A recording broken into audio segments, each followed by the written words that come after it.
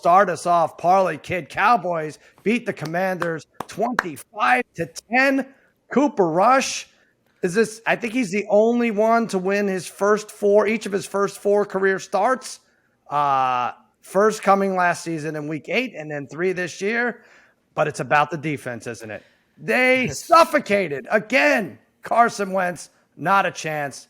Big win at home. Yes, Al, I think, that's the thing. Cooper Rush does get to play behind a terrific defense, unlike a lot of his predecessors in Dallas who did not have that chance. But do we have a quarterback controversy on our hands possibly coming up? Is it possible? Yeah.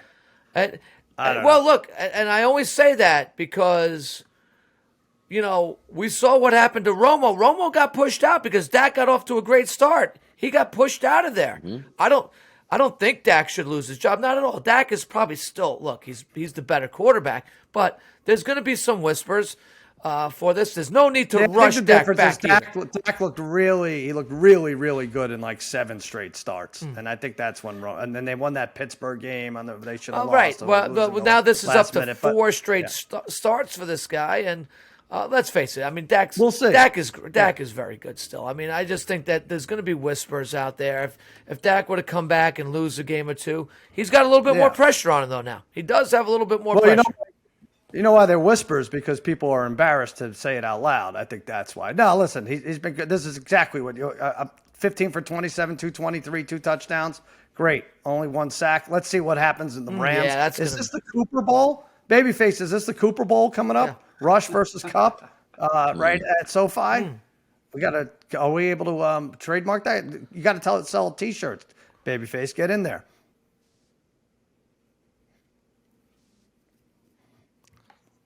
All right. Like it. And if we had Amari Cooper, my God, what a fun time that would be. A 3-way Cooper. Of course, the best Cooper is our boss, Cooper Manning. You're never going to top that. So 25-10 would have been great if the Eagles had blown it, but no, they came back to win. They were losing 14-0 to the Jaguars, everyone's favorite team, Harry.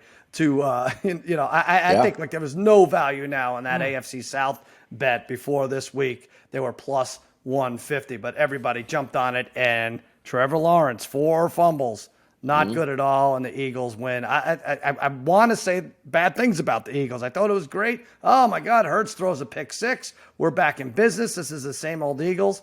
And then they run, and fumble on the Jag side, and big win for the Eagles at home. They were a great running team last year, the Eagles were. And, Hurts didn't have his best stuff yesterday in the rain. No touchdowns, like you mentioned, the pick 6 right off the bat. But he did rush for his 4th rushing touchdown on the season, tied for the most in the league. And Philly now sits at 4-0 still on top of the NFC East.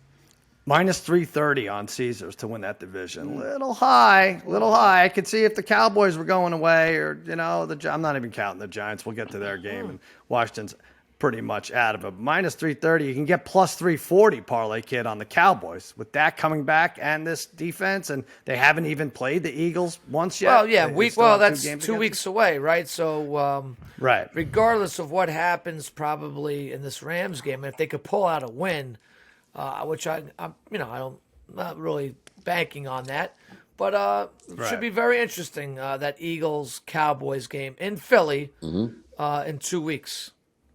Yeah. All right, Brother Bry, it's been too long. Let's congratulate you. You're on the board.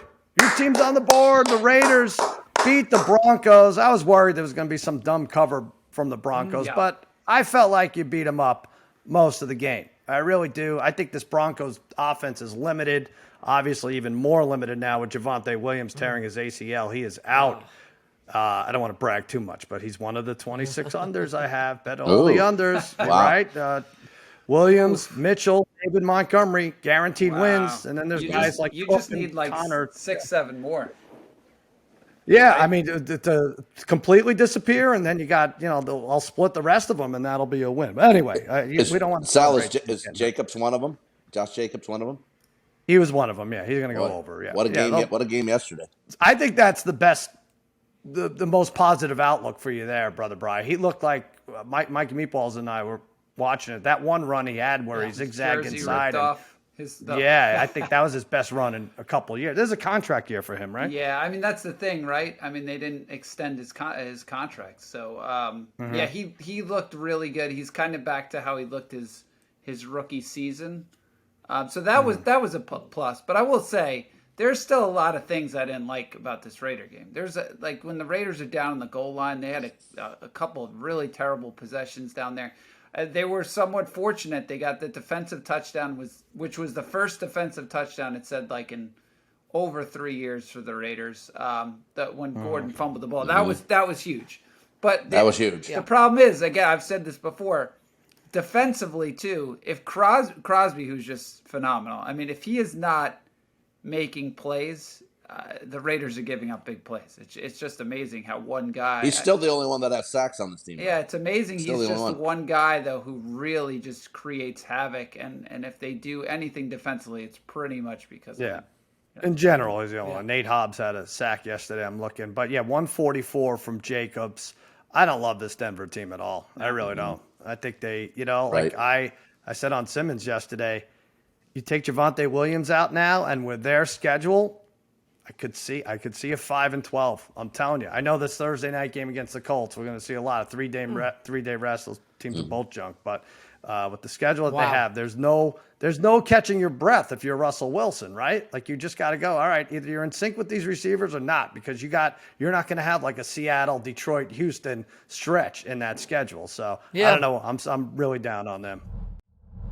All right, listen, whatever you're betting, teasers, over, under, do it through Caesars, because they have all the names. Caesar himself, Cleo, the Mannings, Henrik Lundqvist, and now yours truly. Yes, Against All Odds is now a proud member of the Caesars empire. And you know what it is that sets Caesars Sportsbook and Casino apart from the others? It's the perks. It's the only sports betting app with Caesars rewards. So every time you place a bet, win or lose, you get reward credits, which could use towards game tickets, bonuses, experience, free stays at iconic Caesars destinations, and more. And your very first bet, check this out, Harry. It's on Caesars. Up to $1,250. If you win, congrats. If you don't, you'll get it all back as a free bet. That first bet also gives you 1,000 tier credits and 1,000 reward credits, putting you closer to the types of perks only Caesars can offer. So download the app, use promo code CZRFULL, and go full Caesars this season.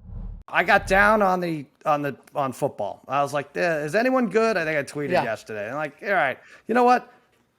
Maybe I should take a step back. You're not going to have 2 9-0 teams squaring off in week 10, right? And you're not going to have, maybe the Bills don't score 45 a week, but Bills and Chiefs still cream of the crop. And the Chiefs, boy, they showed it against the Bucs, running it up on them. Bucs never had a chance. Really didn't. Fumbled the kickoff. That's it. Well, Sal, you're speaking about that, and it's interesting because we talked about this when we did the over-unders, that the NFC East, in terms of their over-unders, the overs were surprisingly high in that division, and maybe it's because it's the lack of strength of schedule there. But does any division have more wins than the NFC East right now? No. With a 4 and a 3 and a 3 right there. I mean, who would have thought 12? What are we up to? 11 wins in that division. I don't think anybody could have predicted that. So when we talk about Russell Wilson's not going to have a stretch of Seattle, this or that, I don't know if it even matters. The bottom line is the Chargers aren't really that good. The difference between the team like the Chargers and the Lions is probably really not that great. There's really not. I don't think the disparity right now amongst the real lower what we thought were the lower echelon teams, and some of maybe even the teams we thought were pretty good, isn't really that. It's not even that much, and I don't even know anymore of what we're seeing. So, well, I'll take it a step further. I think we normally see the team with the number 1 draft pick has 2 wins or 3 wins, or with 2 weeks left they have 1 win or haven't won, right? Yeah. Like it's Detroit or Jacksonville. The worst team might have 5 wins this year. I'm looking at the Bears. I still think they're the worst. They're 2-2. It's going to be hard for them not to have 4 or 5 wins, right? Who is the worst team? We talked about this. Maybe babyface, it is your Steelers, who could really be 0-4. I guess they could be 2-2 also. But other than that, Carolina's bad, Washington's bad, but these teams have such weird games on their schedule, they might, kick it out of their own way. They might still win, right? Like you talk about the Giants in the NFC East having a lot of wins. Well, they have teams like the Bears. But you see, the teams like you mentioned, like the Bears and the Panthers, they still play great defense. And when you play great defense, you can steal games, right? Mm-hmm. So their defenses are still good. There's not many teams that have a bad offense and a bad defense, right? They don't really see that in the NFL right now. So all these teams can steal wins throughout the season. I wouldn't, like, if you were playing the Panthers, you wouldn't feel great like, we're definitely beating the Panthers this week. There's no way you could feel that way, right?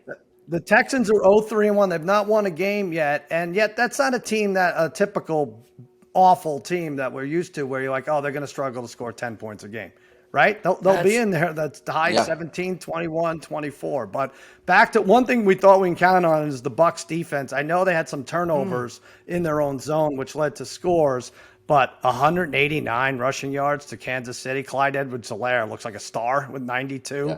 Isaiah Pacheco, 63. Bri, now you get this team, and you never beat this team. We'll get to picks later in the week, but got to be impressed with Kansas City. Yeah, I'm impressed. I mean, I'm never confident in the Raiders going in there and winning. I mean, look, we've shocked them maybe twice over the years, which it's always a shock if we win that game. But yeah, they're impressive. I mean, this last night was one of those things. I don't even know if you can necessarily hate on Tampa's defense. I think it was just one of those games, right? They got off to a bad start immediately. You can't fumble that kickoff in that spot. They had another turnover early, but the running, rushing defense was surprising, but I think it was just one of those games. Mahomes was just making plays all over the place, so I think it really just doesn't matter who he's throwing to.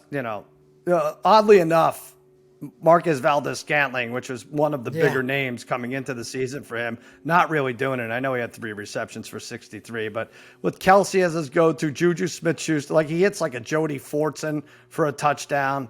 He's working Sky Moore in there. It doesn't matter what names are on the jerseys with Kansas City. They get it done. And so that was a big road win